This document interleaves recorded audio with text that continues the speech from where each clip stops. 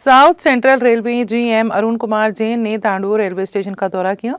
इस दौरे के मौके पर सिक्योरिटी चेक के एक हिस्से के तौर पर जीएम अरुण कुमार ने तांडूर में अमृत भारत के तहत चल रहे तरक्याती कामों के पेश नज़र वेटिंग हॉल, प्लेटफॉर्म की तज़्ज़ीन, बुआराइज, एस्केलेटर, लिफ्ट वगैरह पर काम के मराहिल का जायजा लिया। इस मौके पर south central railway GM Arun Kumar Jain ने मीडिया से बात करते हुए कहा कि मरकजी हुकूमत की तरफ से नाफिज करदा अमृत भारत स्कीम के तहत तांडूर रेलवे स्टेशन पर 24 करोड़ रुपए की लागत से तरक्याती सिलसिला जारी है।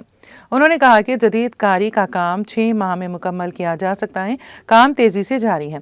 उन्होंने कहा कि महकमा रेलवे मुसाफिरों को बेहतर सहूलियात फराहम करने पर तवज्जो दे रहा है। उनके हमरा साउदर्न सेंट्रल रेलवे डिपार्टमेंट के सीनियर ओहदेदार, सिकंदराबाद डिवीजन और तांडूर रेलवे स्टेशन के ओहदेदार मौजूद थे।